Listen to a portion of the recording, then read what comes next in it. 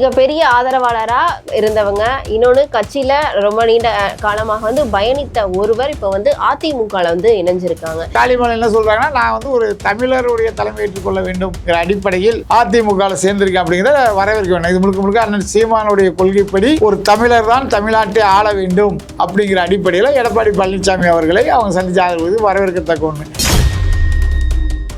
அண்ணன் சீமான் விதித்த விதை அவர்களுடைய இதயத்தில் இருக்குது அப்படிங்கிறத இதை எடுத்துக்காட்டு. இதில் விமர்சிக்கிறதுக்கு ஒன்றுமே கிடையாது. இல்லை அந்த 26 அமைப்பு பேரை அவரோ அவரது மகனும் சொல்லிட்டாருன்னா அப்படின்னு சொல்லி ஒருத்தர் விமர்சனம் பண்றாரு. கூட்டணியில் இருக்க கட்சி பேர் கூட தெரியாத அளவுக்கு தான் முதல்வர் ஸ்டாலினும் துணை முதல்வர் உதயநிதியும் இருக்கிறாங்க என்ற அளவுக்கு அங்கே நிலைமை போயிட்டு இருக்கு.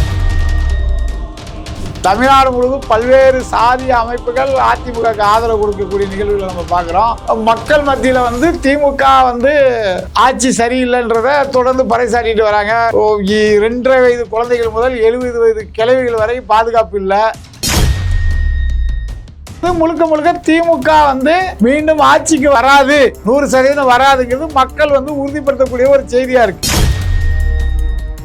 சீமானன் அளவிற்கு பத்திரிகையாளர்களை சந்திக்கக்கூடிய தலைவர் யாரும் தமிழ்நாட்டில் இல்லை அப்படிங்கிறதான் உண்மையான ஒரு செய்தி. மேலும் வந்து அவர்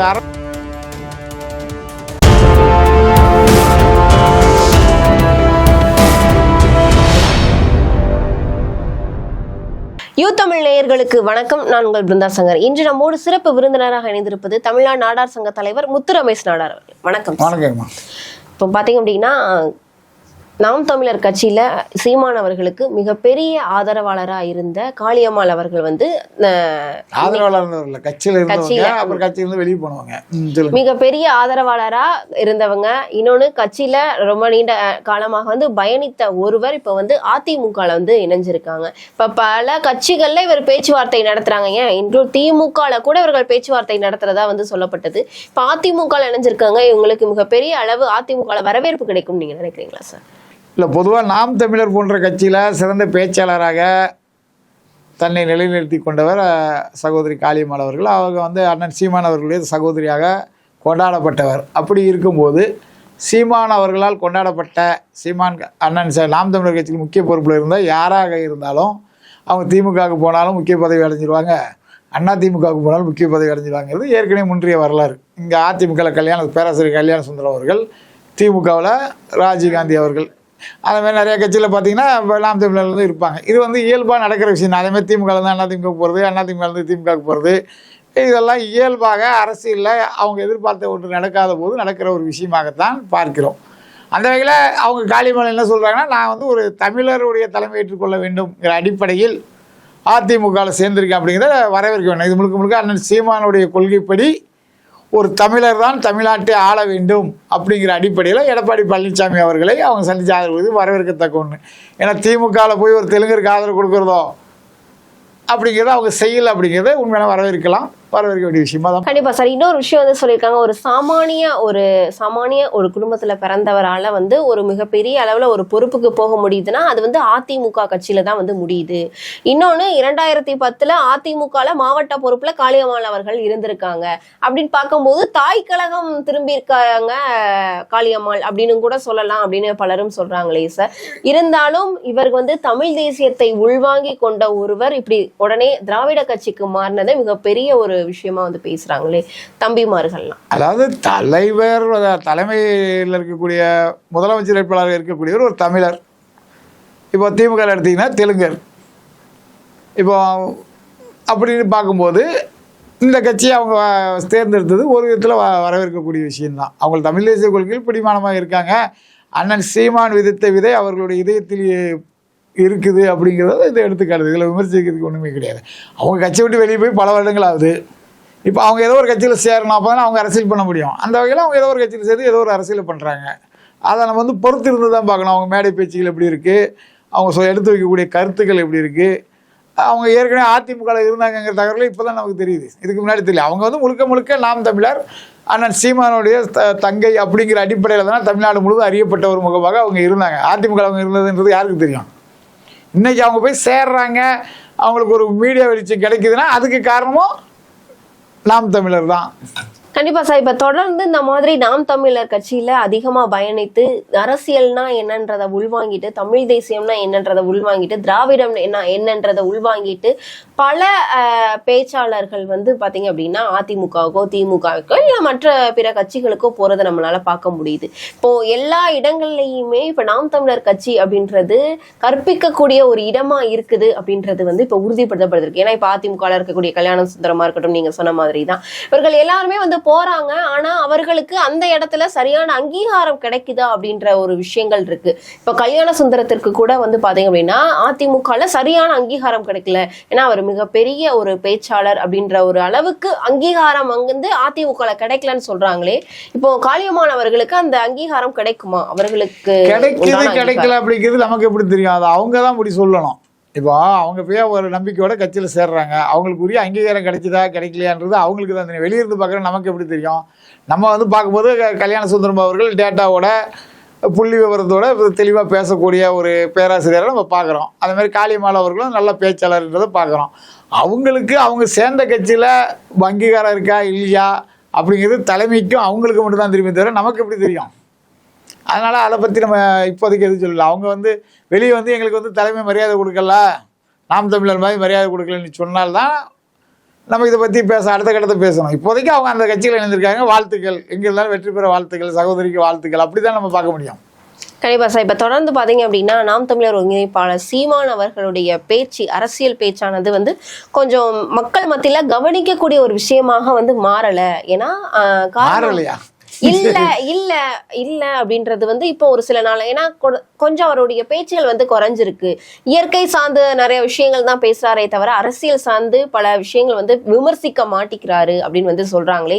இது உண்மைதானா? இதற்கு காரணம் வந்து தாவேக்கா வந்ததும் ஒரு காரணம் அப்படின்னு சொல்லிட்டு சமூக வட்டாரங்கள்ல பேசப்படுது. இதை நீங்க எப்படி பாக்குறீங்க?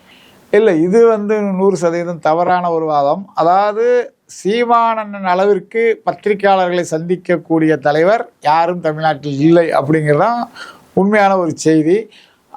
மேலும் வந்து அவர் அரசியலை தாண்டி இயற்கை வளத்தை பற்றியும் அதேமாதிரி உயிரினங்கள் பற்றியும் பல்வேறு கருத்துக்களை இளைய தலைமுறைக்கு எடுத்து செல்லக்கூடிய பேராசிரியர் அப்படிங்கிற அளவிற்கு அவர் எடுத்துக்கக்கூடிய செய்திகள் எல்லாம் இருக்குது. சுற்றுச்சூழலாக இருக்கலாம், எனி சப்ஜெக்ட் எந்த விஷயமா இருந்தாலும் அவர் வந்து அண்ணன் வந்து அதில் தெளிவான ஒரு தலைவர். அவரை தவிர்த்து விட்டு தமிழக அரசியலில் எதுவுமே கிடையாது. இப்போ முந்தையெல்லாம் பார்த்தீங்கன்னா பத்திரிகை செய்திகளிலே நாம் தமிழர் செய்திகள், அண்ணன் சீமானோடைய செய்திகள்லாம் வராது அப்படின்றது நம்ம பார்க்குறோம். ஆனால் இன்றைக்கி வந்து அவருடைய செய்தி இல்லாமல் எந்த பத்திரிக்கையும் வரல அப்படிங்கிற அளவுக்கு அவங்க அரசியலில் அவங்க இன்றைய தினம் இருக்காங்க. அப்படி இருக்கும்போது தாவேக்காலாம் வந்து இன்னும் தேர்தலில் போட்டி போடாத ஒரு கட்சி. போட்டி போட்டதுக்கப்புறம் அவங்க எத்தனை சதவீத வாக்குகள் பெறுகிறார்கள், அதற்கப்புறம் அவங்க அரசியலில் இருப்பாங்களா, இல்லை திமுகவில் போய் சேருவாங்களா, பிஜேபியில் போய் சேருவாங்களான்றதெல்லாம் நம்ம பொறுத்து இருந்து தான் பார்க்கணும். இவர் அளவுக்கு கொண்ட கொள்கையை, லட்சியத்தை இறுதி வரை விடாப்பிடியாக செய்யக்கூடிய ஒரு ஆளுமை மிக்க தலைவர் யாரும் கிடையாது. எல்லாருக்கும் ஆட்சி தேவை, அதிகாரம் தேவைங்கிற அடிப்படையில் பல்வேறு சமரசங்களை செஞ்சுக்கக்கூடிய அளவுக்கு தான் அரசியல்கள் இருக்காது. இன்றைய காலத்துலலாம் அது எல்லாரும் செஞ்சுதான். கருணாநிதி காலத்திலேருந்து, அண்ணா காலத்திலேருந்து, எம்ஜிஆர் காலத்திலேருந்து, ஜெயலலிதா காலத்திலேருந்து, ஸ்டாலின் கூட பாருங்கள் இன்றைக்கி 26 கட்சி கூட்டணின்றாங்க. நேற்று கூட ஒருத்தர் வந்து சேலஞ்சு பண்ணியிருக்காரு. அந்த 26 பேரை வந்து அவர் சொல்லிட்டாருன்னா, இல்லை அந்த 26 அமைப்பு பேரை அவரோ அவரது மகனோ சொல்லிட்டாருன்னா அப்படின்னு சொல்லி ஒருத்தர் விமர்சனம் பண்ணுறாரு. அப்போ கூட்டணியில் இருக்க கட்சி பேர் கூட தெரியாத அளவுக்கு தான் முதல்வர் ஸ்டாலினும் துணை முதல்வர் உதயநிதியும் இருக்கிறாங்க என்ற அளவுக்கு அங்கே நிலைமை போயிட்டுருக்கு. அதிமுக கூட்டணி பொறுத்தளவுக்கு மிக தெளிவாக அவர்கள் ஏற்கனவே கட்டமைக்கப்பட்டிருக்குது. பாஜக, அதிமுக, அம்மா மக்கள் முன்னேற்ற கழகம், பாட்டாளி மக்கள் கட்சி, இப்படி முக்கியமான கட்சிகளெல்லாம் இருக்குது. தமிழ்நாடு முழுவதும் பல்வேறு சாதிய அமைப்புகள் அதிமுகவுக்கு ஆதரவு கொடுக்கக்கூடிய நிகழ்வுகளை நம்ம பார்க்குறோம். மக்கள் மத்தியில் வந்து திமுக வந்து ஆட்சி சரியில்லைன்றதை தொடர்ந்து பறைசாட்டிட்டு வராங்க. 2.5 வயது குழந்தைகள் முதல் 70 வயது கிழவிகள் வரை பாதுகாப்பு இல்லை.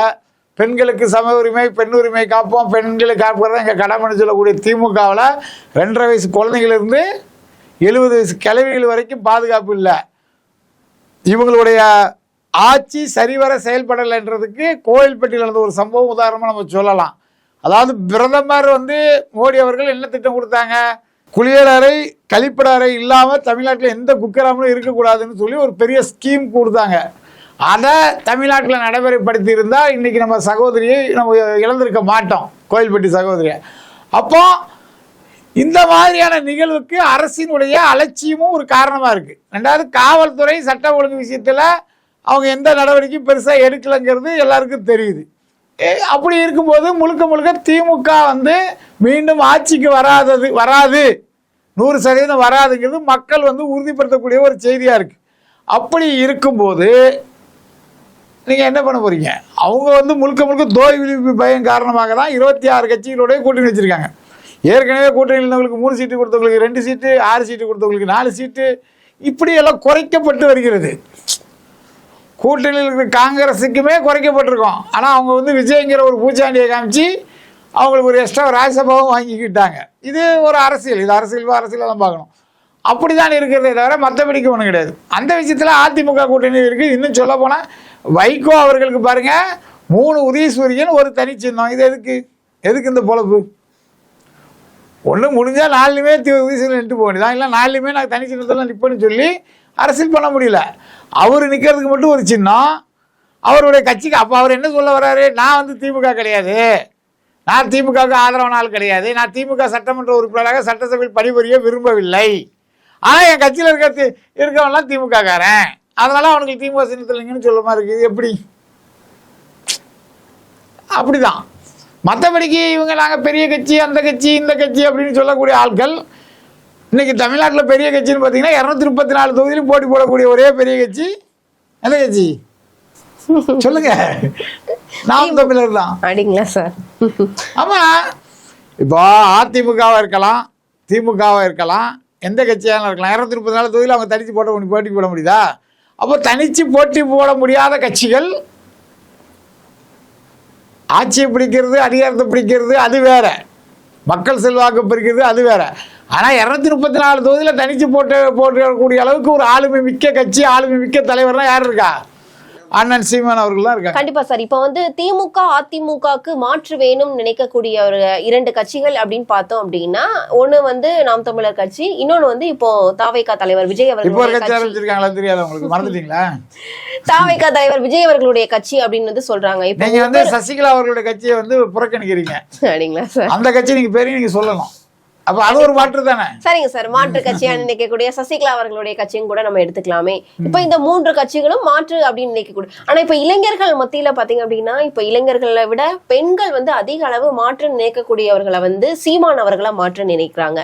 அது ஒரு சில கல்லூரிகள்ல, ஒரு சில மேடை, அதாவது ஒரு சில பைட்ல நம்ம வந்து பார்க்க முடியுது. அதே மாதிரி இளைஞர்கள் மத்தியிலையும் அதே பெண்கள் மத்தியிலையும் வந்து மாற்று நினைக்கக்கூடியது தாவேகா தலைவர் விஜய் அவர்களையும் வந்து சொல்றாங்க.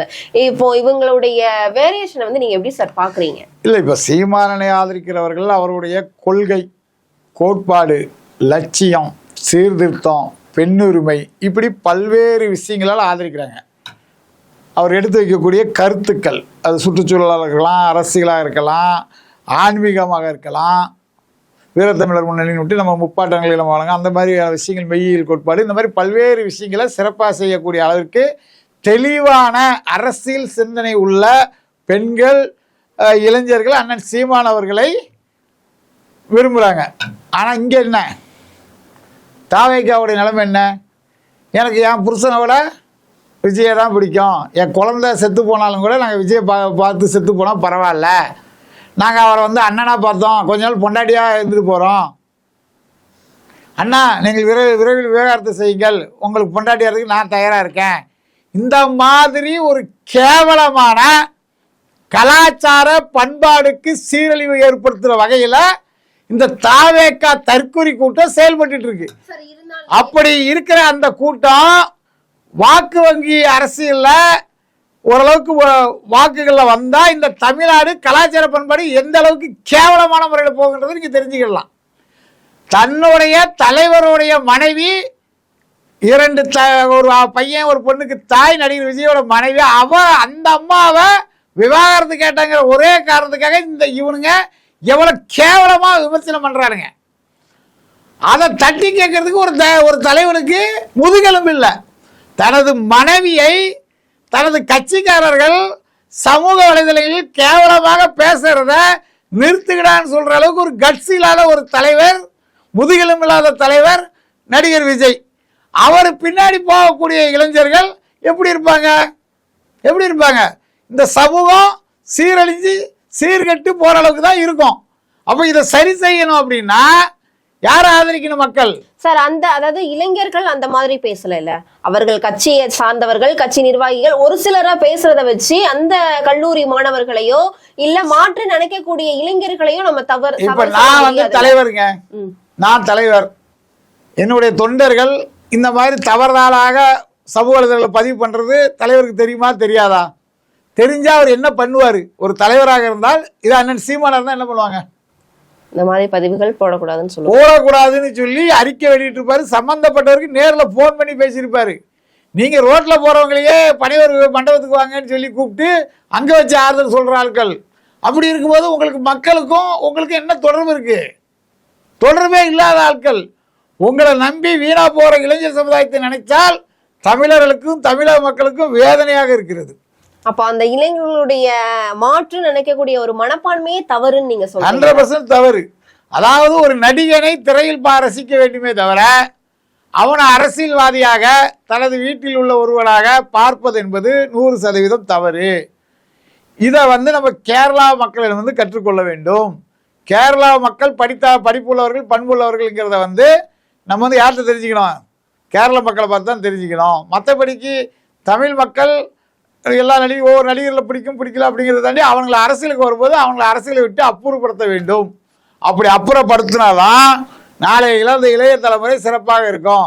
இவங்க 1000 ரூபா தரேன்னு சொல்றதும் 2000 ரூபா தரேன்னு சொல்றதும் 2500 தரணும். அவர் எப்படி மாற்றா இருக்க முடியும்? எப்படி மாற்றா இருக்க முடியும்? இவங்க சொல்றதை அப்படியே காப்பி அடிக்கிறாங்க. தாலிக்கு தங்கம் திட்டம் ஏற்கனவே இருந்துச்சு.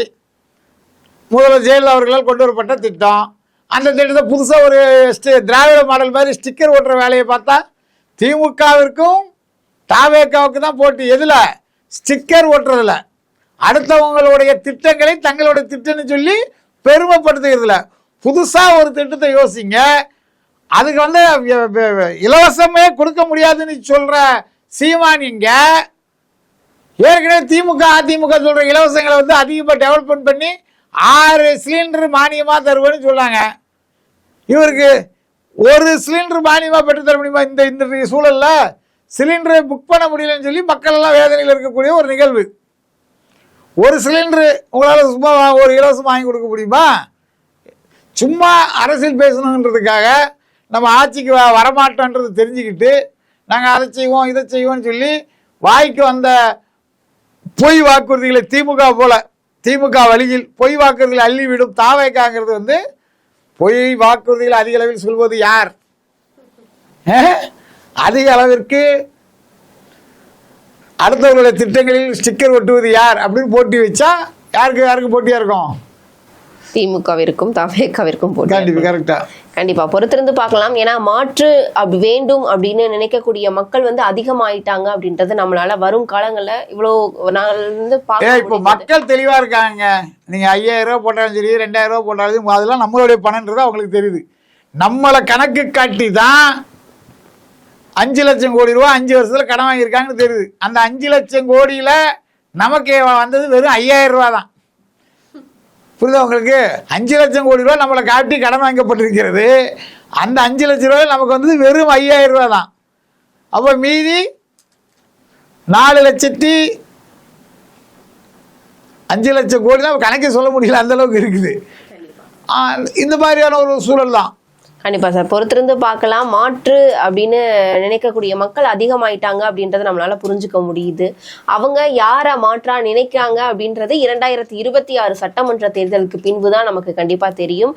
அரசியல் ரீதியாக இருக்கக்கூடிய பல்வேறு விவரங்களை எங்களோட பகிர்ந்தமைக்கு நன்றி.